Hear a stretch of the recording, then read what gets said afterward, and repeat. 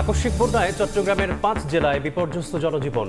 বিশুদ্ধ পানি ও খাবার সংকটে দুর্গতরা, ত্রাণ তৎপরতা জোরদার। ২৪ ঘন্টার মধ্যে পরিস্থিতি উন্নতির পূর্বাভাস।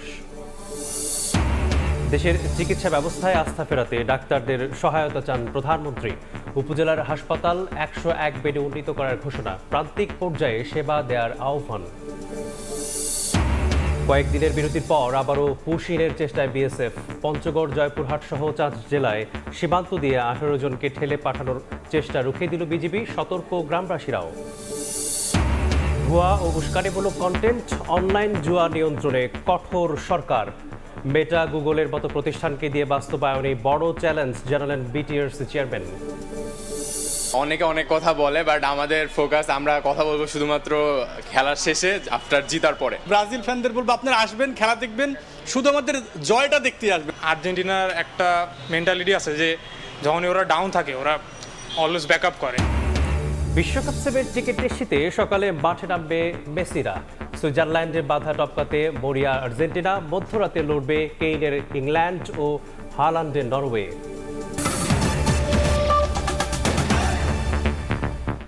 সময় সংবাদের সঙ্গে আছি আমি মিসবাহুল আলিফ। আকস্মিক বন্যায় দিশেহারা কক্সবাজারের লাখো মানুষ। তলিয়ে গেছে বিস্তীর্ণ এলাকার ঘরবাড়ি, দোকানপাট, ফসলি জমি। চরম দুর্ভোগে পড়েছেন বাসিন্দারা। তবে ভারী বর্ষণ, পাহাড়ি ঢল কিছুটা কমায় কোথাও কোথাও নামতে শুরু করেছে পানি। দুর্গতদের অভিযোগ, কিছু এলাকায় এখনও পৌঁছায়নি খাদ্য সহায়তা। ওমর ফারুক, মোহাইমিনুর রহমানের ছবিতে বুলবুল রেজা রিপোর্ট। যেদিকে চোখ যায় শুধু পানি আর পানি। ভারী বর্ষণ আর পাহাড়ি ঢলে কক্সবাজারের চকরিয়া উপজেলার অধিকাংশ এলাকার জনজীবন বিপর্যস্ত।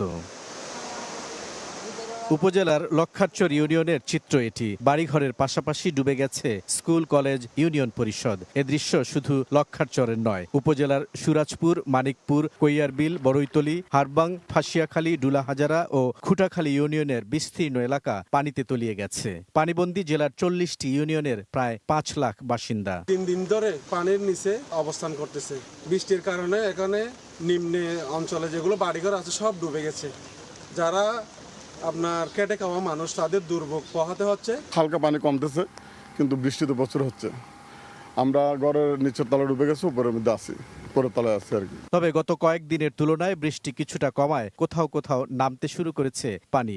এখনো বেশিরভাগ এলাকার মানুষ পানিবন্দী। আজ পর্যন্ত এখনো কেউ আসে নাই, তবে এলাকাবাসী কিছু কিছু যারা বিত্তশালী তারা কিছু কিছু ভাত বা অন্যান্য কিছু রান্না করে এলাকাবাসীদেরকে দিচ্ছে। লক্ষারচর ইউনিয়নের বন্যা দুর্গতদের দাবি, প্রায় ১ সপ্তাহ পানিবন্দী হয়ে থাকলেও এখনো পৌঁছায়নি খাদ্য সহায়তা। বিশুদ্ধ পানি ও খাদ্য সংকটে ভুগছেন তারা। শুকনো খাবার দরকার মানুষের জন্য, বিশুদ্ধ পানি দরকার, এবং আপনার বন্যার কারণে যে রোগ ব্যাধিগুলো হয় এগুলোর প্রকোপ দেখা যাচ্ছে। রান্না বান্না করতে পারতেছে না মানুষ, এখন খুব কঠিন জীবনযাপন করতেছে।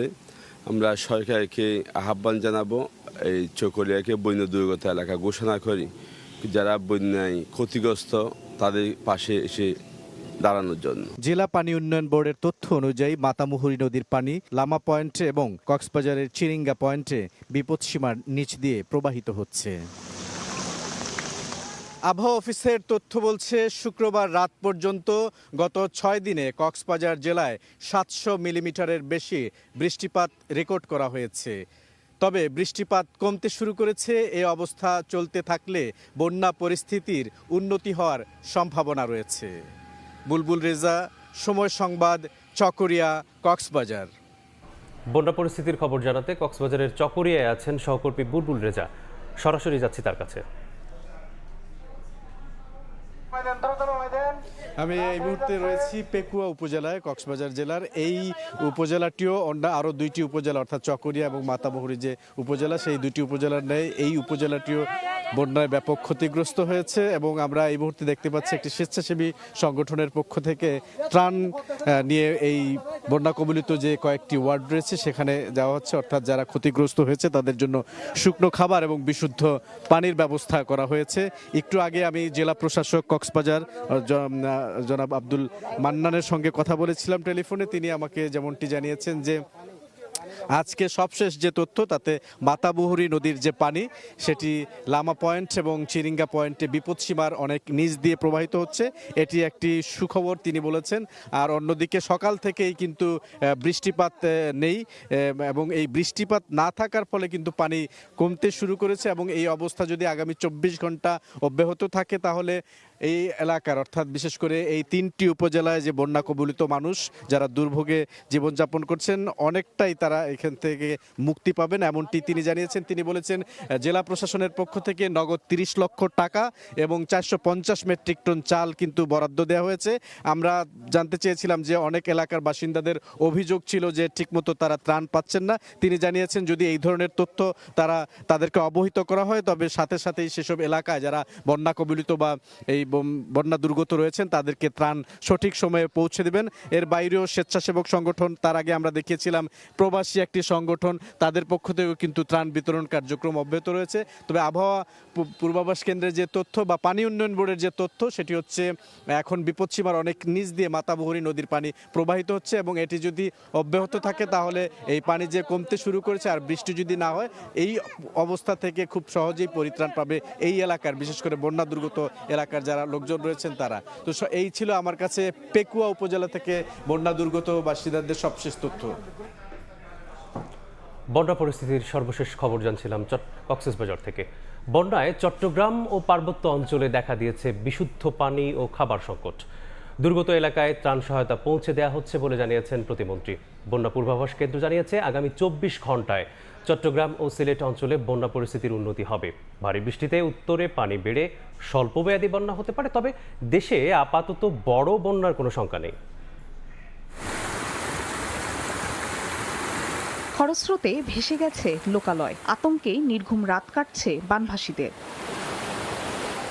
পানিতে ডুবে গেছে 3 পার্বত্য জেলার রাঙ্গামাটি, খাগড়াছড়ি ও বান্দরবান।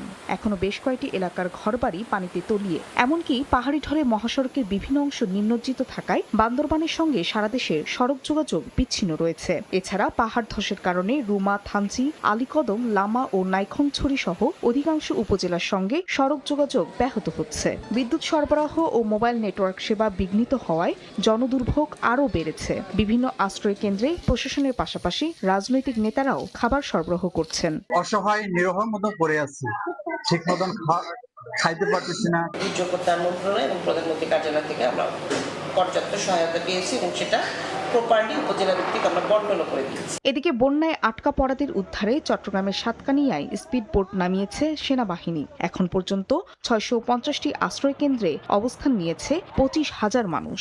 শতভাগ বন্যা আক্রান্তদের ত্রাণ সহায়তা পৌঁছানো যাচ্ছে না বলে জানিয়েছেন দুর্যোগ ও ত্রাণ প্রতিমন্ত্রী।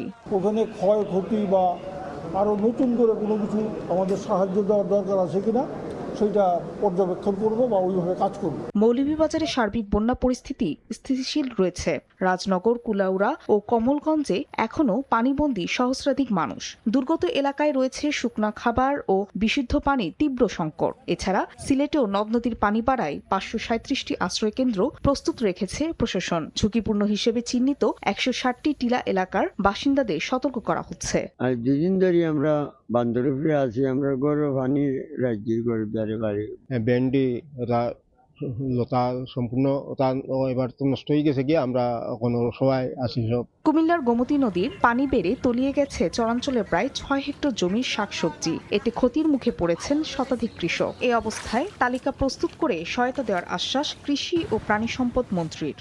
10 শতক জায়গার ভিতরে আমি পুঁইশাক লাগাইছিলাম, এই কাটার উপযুক্ত হয়ে গেছে, এই জন্য নদীর পানি এসে মারি গেছে। 4-5 কানি ক্ষেত ক্ষতি হয়ে গেছে। যারা যারা ক্ষতিগ্রস্ত হয়েছে সরকার তাদের সাথে সহযোগিতার হাত বাড়ানোর জন্য প্রস্তুত আছে, ওইভাবে আমাদের এগিয়ে যাচ্ছি আমরা। আবহাওয়া অফিস জানিয়েছে আগামী 24 ঘন্টায় চট্টগ্রাম সহ দক্ষিণ অঞ্চলে অতি ভারী বৃষ্টি কমে আসবে, তবে রংপুর ও ময়মনসিংহ বিভাগে ভারী বৃষ্টি হতে পারে। এদিকে বন্যা পূর্বাভাস ও সতর্কীকরণ কেন্দ্র জানিয়েছে 24 ঘন্টায় চট্টগ্রামের 5 জেলা সহ সিলেট বিভাগে বন্যা পরিস্থিতির উন্নতি হবে। ভারী বৃষ্টিপাতে উত্তরাঞ্চলে বাড়তে পারে পানি, তবে দেশে আপাতত বড় বন্যার শঙ্কা নেই। দক্ষিণাঞ্চলে অঞ্চলে বৃষ্টি অনেকটাই কমে যাবে এবং গ্র্যাজুয়ালি একটু বৃষ্টি বাড়বে আগামী 3-4 দিন। এটা বেসিক্যালি যে বৃষ্টিটা হবে এটা রংপুর, ময়মনসিংহ, সিলেট এই রিজনে। 48 ঘন্টা পর্যন্ত উত্তর পূর্বাঞ্চলীয় নিম্নাঞ্চলে স্বল্পমেয়াদী বন্যা পরিস্থিতি সৃষ্টির ঝুঁকি রয়েছে, যা পরবর্তীতে হ্রাস পাওয়ার সম্ভাবনা রয়েছে। দেশের 4 সমুদ্র বন্দরে 3 নম্বর সতর্কতা সংকেত বলবৎ থাকার কথা জানিয়েছে আবহাওয়া অফিস। ফাহরিয়া ফারজানা, সময় সংবাদ।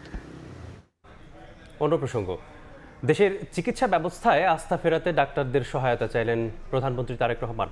ঢাকা মেডিকেল কলেজের প্রতিষ্ঠাবার্ষিকীর অনুষ্ঠানে যোগ দিয়ে তিনি বলেন, প্রান্তিক পর্যায়ে চিকিৎসা সেবা নিশ্চিত করতে উপজেলা হাসপাতালগুলো 101 বেডে উন্নীত করা হবে। শিশুদের জন্য বন্ধ থাকা হাসপাতালগুলো দ্রুত চালু করার ঘোষণা দেন সরকার প্রধান। চিকিৎসক তৈরির বিদ্যাপীঠ, একই সঙ্গে ভাষা আন্দোলন, মুক্তিযুদ্ধ থেকে শুরু করে দেশের প্রতিটি প্রগতিশীল ও গণতান্ত্রিক আন্দোলনের ইতিহাসেও অনন্য অবদান রয়েছে ঢাকা মেডিকেল কলেজের। শনিবার সকালে ঐতিহ্যবাহী শিক্ষা প্রতিষ্ঠানটির 81তম প্রতিষ্ঠাবার্ষিক উপলক্ষে আয়োজিত অনুষ্ঠানে যোগ দেন প্রধানমন্ত্রী তারেক রহমান। সঙ্গে ছিলেন সহধর্মিণী ও ঢাকা মেডিকেল কলেজের সাবেক শিক্ষার্থী ডাক্তার জুবাইদুর রহমান। আমার প্রতিদিনের বাস্তব অভিজ্ঞতা। অনুষ্ঠানের শুরুতে স্বাস্থ্য ব্যবস্থার আধুনিকায়নে উন্মুক্ত আলোচনায় অংশ নেন সরকার প্রধান। বিশেষ অতিথির বক্তব্যে ঢাকা মেডিকেল কলেজ নিয়ে স্মৃতিচারণ ও প্রতিষ্ঠানটির সাফল্য কামনা করেন ডাক্তার জুবাইদুর রহমান। একটি আশ্বস্ত করার বাক্য একটি ওষুধের মতো কাজ করে। চিকিৎসা বিজ্ঞানের ভিত্তি জ্ঞান হলেও চিকিৎসা পেশার প্রকৃত ভিত্তি মানবিকতা। আগামী 20 বা 25 বছর পরে আমরা ঢাকা মেডিকেল কলেজকে দক্ষিণ এশিয়ার অন্যতম শ্রেষ্ঠ চিকিৎসা শিক্ষা, গবেষণা ও উদ্ভাবনের কেন্দ্র হিসেবে দেখতে চাই। বক্তব্যে প্রধানমন্ত্রী বলেন, এবারের বাজেটে স্বাস্থ্য খাতকে বিশেষ গুরুত্ব দেওয়া হয়েছে। স্বাস্থ্য খাত নিয়ে সরকারের বিভিন্ন পদক্ষেপ তুলে ধরেন তিনি। Prevention is better then cure, এটা আমরা প্রত্যেকে জানি। এটার জন্য আপনারা যারা ডাক্তার আছেন তারা আপনারা অবশ্যই ভালো করে জানেন। সরকার এই নীতিতে সবার কাছে আমরা স্বাস্থ্য এবং চিকিৎসা সেবা, এই নীতির ভিত্তিতে আমরা জনগণের দৌড় গোড়ায় পৌঁছে দিতে চাই। শিশু হাসপাতাল চালুর কথা জানিয়ে সারা দেশে 1 লাখ স্বাস্থ্যকর্মী নিয়োগের কথা জানান সরকার প্রধান। রোগীদের চিকিৎসা সেবা নিশ্চিত করতে আমরা আরও 5000 MBBS চিকিৎসক নিয়োগের কার্যক্রম আমরা শুরু করেছি। সরকারি পর্যায়ে আরও 25,000 মিডওয়াইফ নিয়োগের পরিকল্পনা নিয়েছি। প্রায় 1 লক্ষ হেলথ কেয়ার অ্যাপয়েন্ট হবে। এই হেলথ কেয়ারের যেটা 80% আমরা চাইছি নারীদেরকে অ্যাপয়েন্ট করতে। এই মুহূর্তে উপজেলা পর্যায়ে যে 51 বেডের যে হসপিটাল, বিএনপি সরকার এই 51 থেকে বাড়িয়ে এটাকে 101 বেডে নিয়ে যেতে চায়। দেশের স্বাস্থ্য ব্যবস্থায় জনগণের আস্থা ফিরিয়ে আনতে চিকিৎসকদের প্রতি আহ্বান জানান প্রধানমন্ত্রী। প্রতি বছর বাংলাদেশ থেকে ±5 বিলিয়ন ডলার চলে যাচ্ছে বিদেশে চিকিৎসার জন্য। আমাদের দেশের বহু মানুষ, লক্ষ লক্ষ মানুষ বিদেশে যাচ্ছেন চিকিৎসা করাতে। তার ফলে আমাদের মূল্যবান বৈদেশিক মুদ্রাও সেই সাথে চলে যাচ্ছে। স্বাভাবিক এটা। যারা বর্তমানে চিকিৎসক আছেন, যারা উঠবি চিকিৎসক, আপনাদের সকলের কাছে আমার একটি প্রত্যাশা যে আসুন না, আমরা কেন পারবো না এই পরিস্থিতিটির পরিবর্তন করতে। এর আগে ঢাকা মেডিকেল কলেজ পরিদর্শন এবং 2টি ছাত্রী হোস্টেলের নির্মাণ কাজের ভিত্তিপ্রস্তর স্থাপন করেন প্রধানমন্ত্রী। কলেজ প্রাঙ্গণে 2টি গাছের চারাও রোপণ করেন তিনি। ইমরুল হাসান, সময় সংবাদ, ঢাকা। সময় সংবাদে আরও থাকছে, হত্যা মামলায় মৃত্যুদণ্ডের আসামি আব্দুল্লাহ শিকদার গ্রেপ্তার। অভ্যুত্থানের পর পালিয়ে যান কাশিমপুর কারাগার থেকে। পরিচয় গোপন করেছিলেন দেশের বিভিন্ন এলাকায়।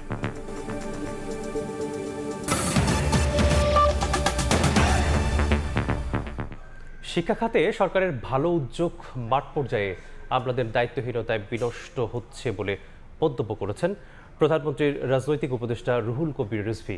সকালে রাজধানীর বীরপুরে মণিপুর স্কুল অ্যান্ড কলেজে বার্ষিক প্রশিক্ষণ কর্মশালার সমাপনী অনুষ্ঠানে তিনি বলেন, মানসম্পন্ন শিক্ষা প্রতিষ্ঠানকে পদক দিয়ে পুরস্কৃত করা উচিত। ঘুষের বিনিময়ে শিক্ষক নিয়োগের সমালোচনা করে রিজভী বলেন, দক্ষ শিক্ষক ছাড়া শিক্ষার্থীরা আলোকিত হতে পারে না। অনুষ্ঠানে যুব ও ক্রীড়া প্রতিমন্ত্রী আমিনুল হক বলেন, অতীতে স্কুল কলেজেও স্বৈরাচারী আচরণ অব্যাহত ছিল। কোনো দল নয়, শিক্ষক পরিচয়ে কাজ করার আহ্বান জানান প্রতিমন্ত্রী। যারা শিক্ষক শিক্ষিকা, আপনাদের কারো বিএনপি হওয়ার দরকার। আপনাদের কাছে অনুরোধ থাকবে যে প্রত্যেকটি ক্লাসে আপনারা 5 মিনিট হলেও নৈতিক শিক্ষা এবং সামাজিক মূল্যবোধ নিয়ে অবশ্যই কথা বলবে। এই স্কুল ফিডিং কর্মসূচি সরকার গ্রহণ করেছেন, ছাত্ররা যাতে পুষ্টিহীনতায় না ভোগে, ছাত্র যাতে শারীরিক এবং মানসিক বিকাশ হয়। সেখানে ডিমের ব্যবস্থা করা হয়েছে, পাউরুটির ব্যবস্থা করা হয়। এখন যারা সাপ্লাই দিচ্ছেন এবং মাঠ পর্যায়ে যে কর্মকর্তারা এটা দেখার কথা, তারা না দেখে পচা ডিম যদি ওই বাচ্চারা খায় এবং খেয়ে তারা যদি হাসপাতালে ভর্তি হয়, তাহলে ওই যে যারা মাঠ পর্যায়ে কর্মকর্তারা আছেন তারা মানবতার শত্রু। আবারও পুশিনের চেষ্টায় বিএসএফ 4 জেলার সীমান্ত দিয়ে 25 জনকে ঠেলে পাঠানোর চেষ্টা চালিয়েছে ভারতীয় সীমান্তরক্ষী বাহিনী। তবে বিজিবির তৎপরতায় ব্যর্থ হয়েছে তাদের সেই প্রচেষ্টা।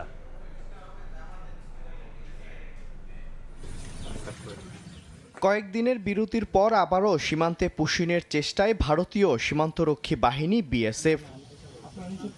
শনিবার সকালে পঞ্চগড়ের তেঁতুলিয়ার মাঝিপাড়া সীমান্ত দিয়ে নারী ও শিশুসহ 13 জনকে বাংলাদেশে ঠেলে পাঠানোর চেষ্টা করা হয়। তবে বিজিবির তাৎক্ষণিক বাধার মুখে তাদের আবার ভারতের ভেতরে ফিরিয়ে নেয় বিএসএফ। সীমান্তের বিভিন্ন পয়েন্টে নজরদারি জোরদার করা হয়েছে বলে জানিয়েছে বিজিবি।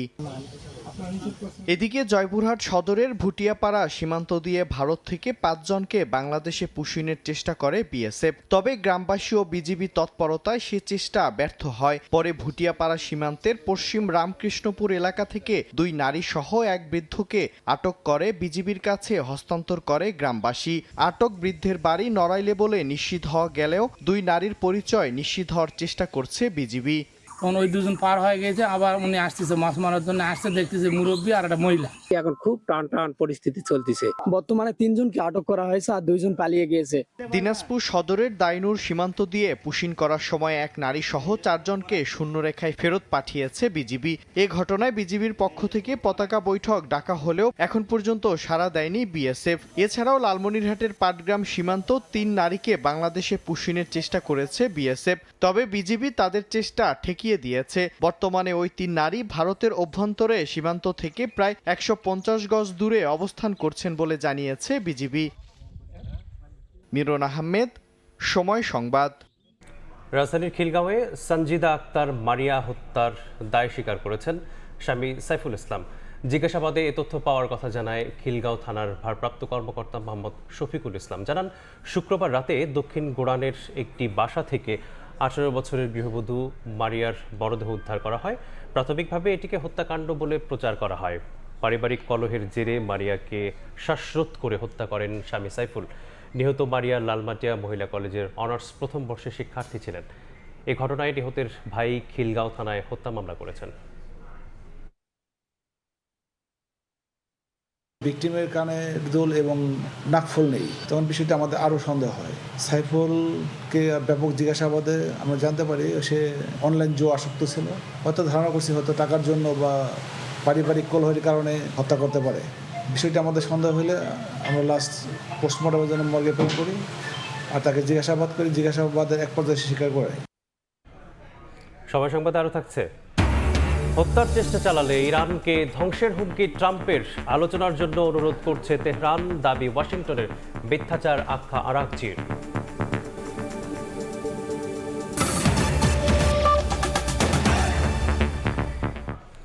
গণঅভ্যুত্থানের পর কাশিমপুর কারাগারে পালানো হত্যা মামলায় মৃত্যুদণ্ডের আসামি আব্দুল্লাহ শিকদারকে গ্রেপ্তার করেছে র্যাব।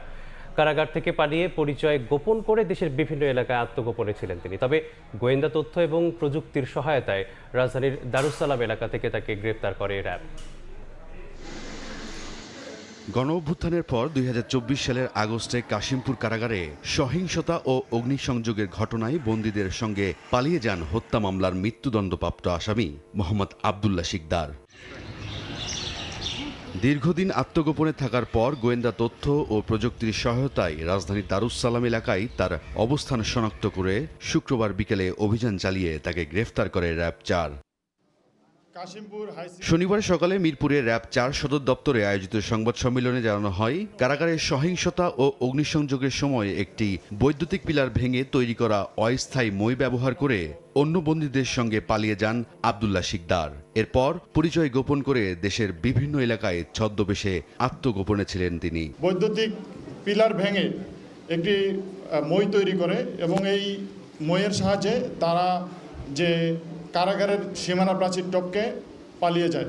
র্যাব জানায় 2021 সালের সুদের টাকা আদায়কে কেন্দ্র করে এক ব্যক্তিকে হাতুড়ি ও কুড়াল দিয়ে হত্যার ঘটনায় আব্দুল্লাহ শিকদার সহ 3 জনকে মৃত্যুদণ্ড আদেশ দেন আদালত। ওই রায়ের পর থেকেই তিনি দণ্ডপ্রাপ্ত আসামি হিসেবে কারাগারে ছিলেন। গোপালগঞ্জের টুঙ্গিপাড়া থানায় তার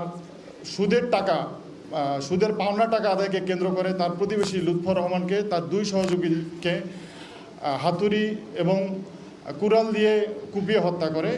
সেই মামলায় সেখানকার বিজ্ঞ আদালত তাকে মৃত্যুদণ্ড প্রদান করে এবং পরবর্তীতে 23 ডিসেম্বর 2023 থেকে তাকে কাশিমপুর হাই সিকিউরিটি কারাগারে স্থানান্তর করে। র্যাব বলছে কাশিমপুর কারাগার থেকে পালিয়ে যাওয়া অন্যান্য পলাতক আসামিদের গ্রেফতারেও গোয়েন্দা নজরদারি ও অভিযান অব্যাহত রয়েছে। তাকে গ্রেফতার করি। রায়দুল ইসলাম শুভ, সময় সংবাদ, ঢাকা। সামাজিক মাধ্যমে ভুয়া ও উস্কানিমূলক কন্টেন্ট ও অনলাইন জুয়া নিয়ন্ত্রণে কঠোর অবস্থানে রয়েছে সরকার। তবে মেটা, গুগল সহ অন্যান্য প্ল্যাটফর্মগুলোকে দিয়ে বাস্তবায়নই চ্যালেঞ্জ বলে জানিয়েছেন বিটিআরসি চেয়ারম্যান। ফেসবুক, ইউটিউবে হরহামেশায় চোখে পড়ে কৃত্রিম বুদ্ধিমত্তা কিংবা ডিপ ফেক প্রযুক্তির মাধ্যমে তৈরি করা গুরুত্বপূর্ণ ব্যক্তিদের বিকৃত ছবি বা ভিডিও, যা বিভ্রান্ত করছে সাধারণ মানুষকে।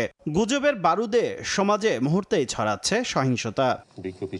শনিবার রাজধানীতে এক বিতর্ক অনুষ্ঠানে সামাজিক মাধ্যমে ভুয়া, বিভ্রান্তিকর ও উস্কানিমূলক কন্টেন্ট নিয়ন্ত্রণে সরকারের কঠোর অবস্থানের কথা তুলে ধরেন বিটিআরসির চেয়ারম্যান।